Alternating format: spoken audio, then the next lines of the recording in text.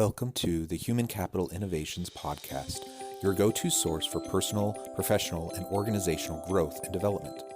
We hope you tune in often for all things people management, organizational development and change, organizational leadership, and social impact related. Maximize your personal and organizational potential with Human Capital Innovations Podcast.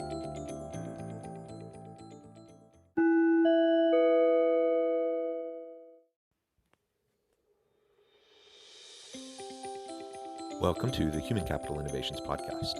In this inspiring TED Talks HCI podcast episode, I explore Gever Tulley's 2009 TED Talk, Life Lessons Through Tinkering.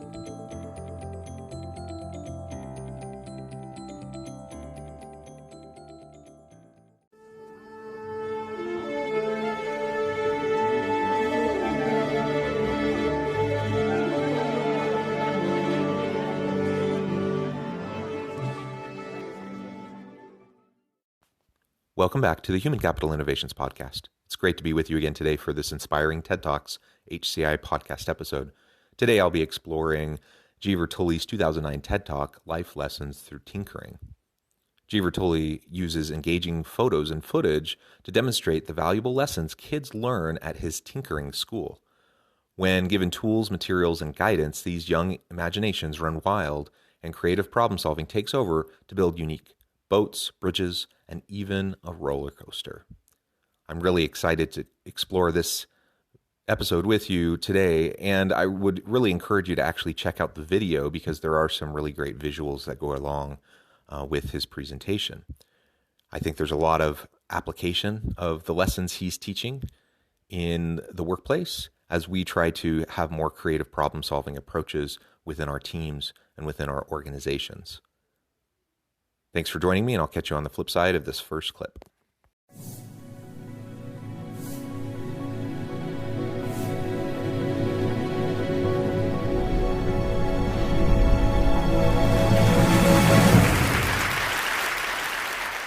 This is the exact moment that I started creating something called Tinkering School. Tinkering School is a place where kids can pick up sticks and hammers and other dangerous objects and be trusted. Trusted not to hurt themselves and trusted not to hurt others. Tinkering School doesn't follow a set curriculum and there are no tests. We're not trying to teach anybody any specific thing.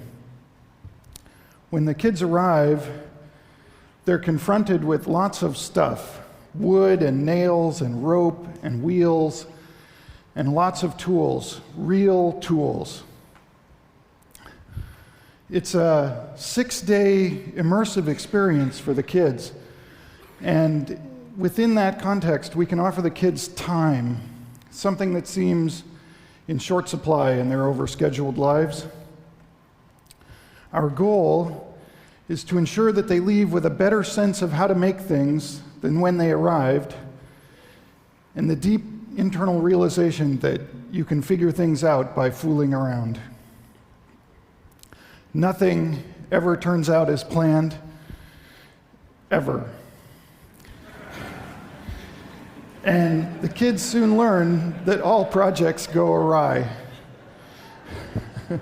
and become at ease with the idea that every step in a project is a step closer to sweet success or gleeful calamity. I love everything about this tinkering school that he put together, starting with just the general premise and the foundational principle that it's really important to create a safe place where we can trust, in this case, children, to work alongside each other with often what would be considered dangerous tools and objects, to be creative and problem solving in their orientation, and where they can just create and tinker and explore, and through an iterative learning process they can find what works and what doesn't work. I just love that. And so embedded in that is a level of trust that he and his partner have to have for the children. Of course, there has to be guidance. There has to be some scaffolding that they provide to the children, some of them as young as 7 years old. They can't just let them run loose. They do have to provide structure, but it's loose structure, and largely they allow them to just be creative and explore. In doing this, the children very quickly learn that failure is okay. In fact, it's just part of the process. It's part of the iterative learning process whenever you're doing any project. Every project has problems. Every single project that they start is going to have setbacks, and at times they're going to be derailed, and at times they're going to have to pivot and iterate and move in a different direction. And I love this because honestly, isn't that exactly what we need to be doing within our organizations? If we want innovative organizational cultures, don't we need to trust our people? Don't we need to give them flexibility and autonomy to tinker and explore and investigate and experiment? Of course, like he and his partner do in the tinkering school, we have to provide structure to some extent. We have to provide guidance, mentoring, coaching. We have to provide the scaffolding to help our people be successful in their explorations, but we don't want to overmanage it. We want to allow them the opportunity to explore. And how important is it to create a culture where people don't fear failure, and in fact, where they can reframe the very notion of failure to understand how it's an integral part of the innovation process. That it's not failure, it's actually learning. We learn from things that don't work, we iterate, we try new things, and ultimately, as we keep an open mind and as we try to be creative and interact with others who have other creative and divergent thoughts, that we can come up with really cool solutions to complex problems. It's amazing in this video because, I mean, these are young children, some of them as young as 7 years old, and they're creating really cool stuff. And none of these children had these skills before joining this 1 week camp.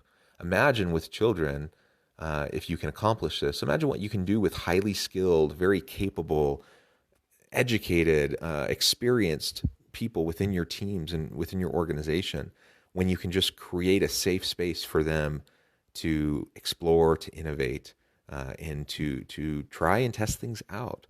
We need a lot more of that within our organizations. So think about how you can create your own version of this tinkering school. What would that look like in your organization? What would that look like with your team? How can you help them tinker? How can you help them explore and experiment?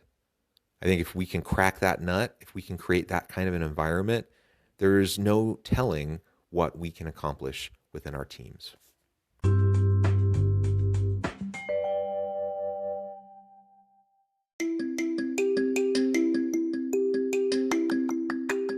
I'm excited to announce the publication of my new book from HCI Press, Bluer Than Indigo Leadership: The Journey of Becoming a Truly Remarkable Leader. Early in my adult life, I learned about an Asian proverb that translates as bluer than indigo. If you think about the color indigo, it is a brilliant, deep, and vibrant blue, what some would call the bluest of blues. To have something that is bluer than indigo is rare and truly remarkable. Contrary to popular myth, there is no one-size-fits-all or cookie-cutter approach to effective leadership. There's no silver bullet, no secret sauce, no go-to model that will solve all of our problems. The truth is, great leaders have all had their unique strengths and flaws, and have all had to discover and then pave their own distinctive path in their life's journey to fulfill their leadership potential. Bluer Than Indigo Leadership will help you discover your own path and explore those ordinary, everyday actions that will help you respond to an uncertain future and produce extraordinary results for individuals, teams, and organizations.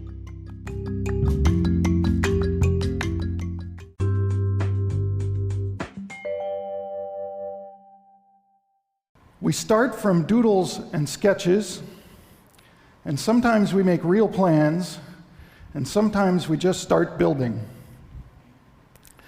Building is at the heart of the experience, hands-on, deeply immersed, and fully committed to the problem at hand. Robin and I, acting as collaborators, keep the landscape of the projects tilted towards completion. Success is in the doing, and failures are celebrated and analyzed. Problems become puzzles and obstacles disappear. When faced with particularly difficult setbacks or complexities, a really interesting behavior emerges. Decoration. Decoration of the unfinished project is a kind of conceptual incubation. From these interludes come deep insights and amazing new approaches to solving the problems that had them frustrated just moments before. All materials are available for use, even those mundane, hateful plastic grocery bags can become a bridge stronger than anyone imagined. And the things that they build amaze even themselves. 3, 2, 1, go!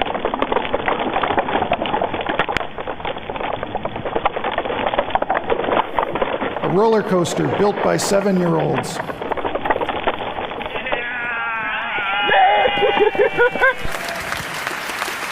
Thank you. It's been a great pleasure.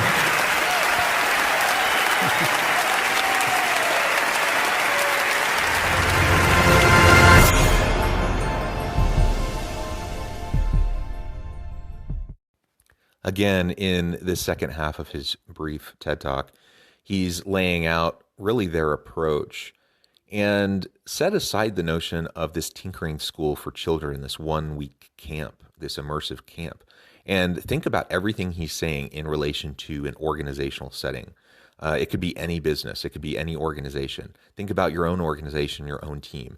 Pretty much everything he says is exactly the types of things that we can do within our teams in order to foster this kind of an innovative culture, starting with the drawing process and the design process. Think about design thinking.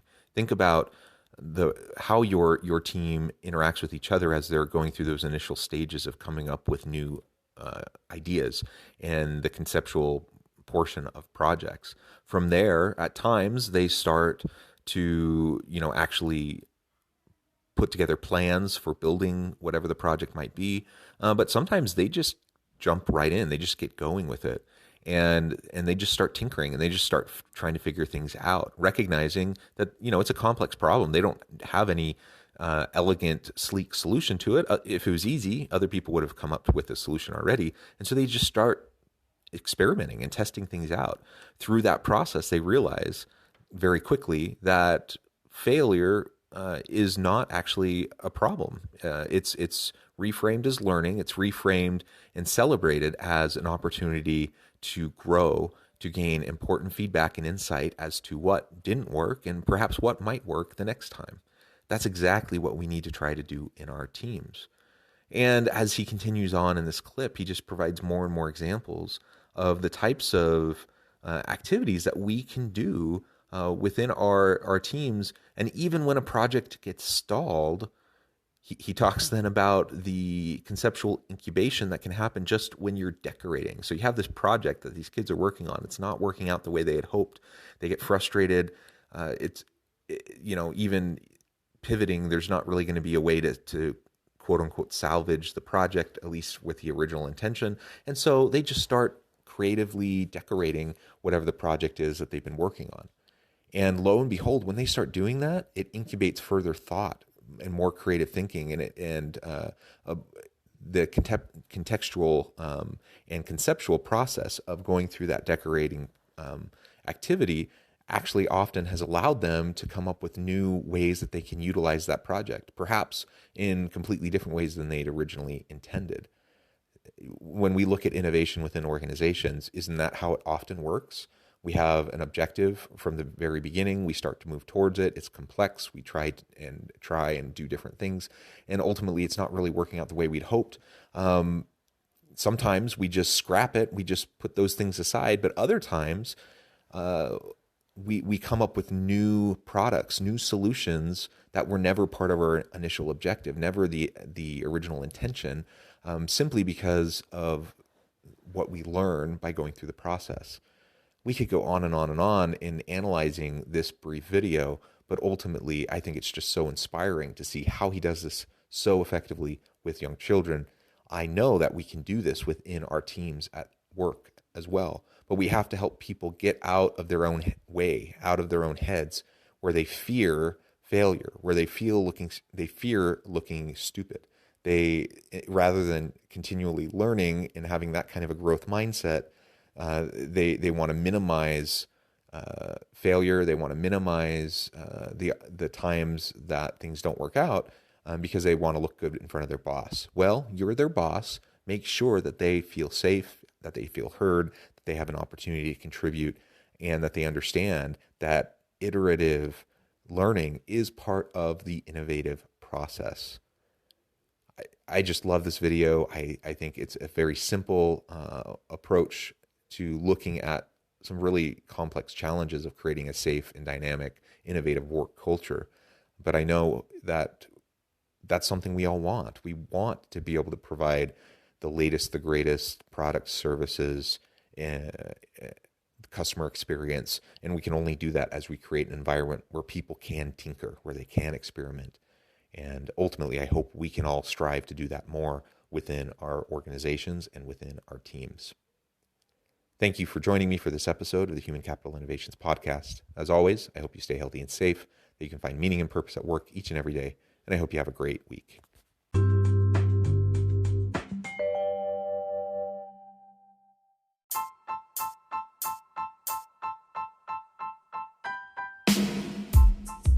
The alchemy of truly remarkable leadership. Ordinary, everyday actions that produce extraordinary results. Consider how the nature of work has shifted over the past 50 years.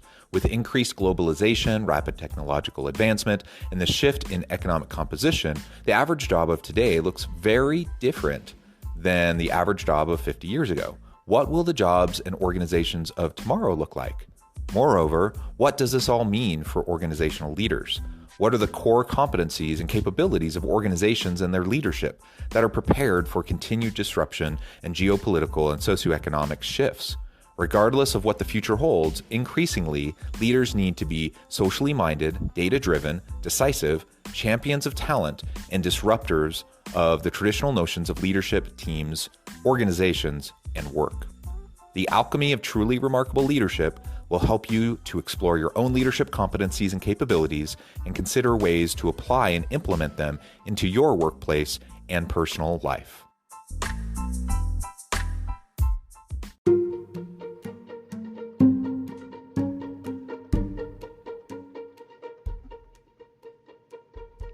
Check out Human Capital Innovations magazine, Human Capital Leadership. Human Capital Leadership is a free, interactive e-magazine with the mission to help individuals, leaders, and organizations find innovative approaches to maximize their human capital potential. We publish issues quarterly in August, November, February, and May. Take a look at the latest issue and let us know what you think.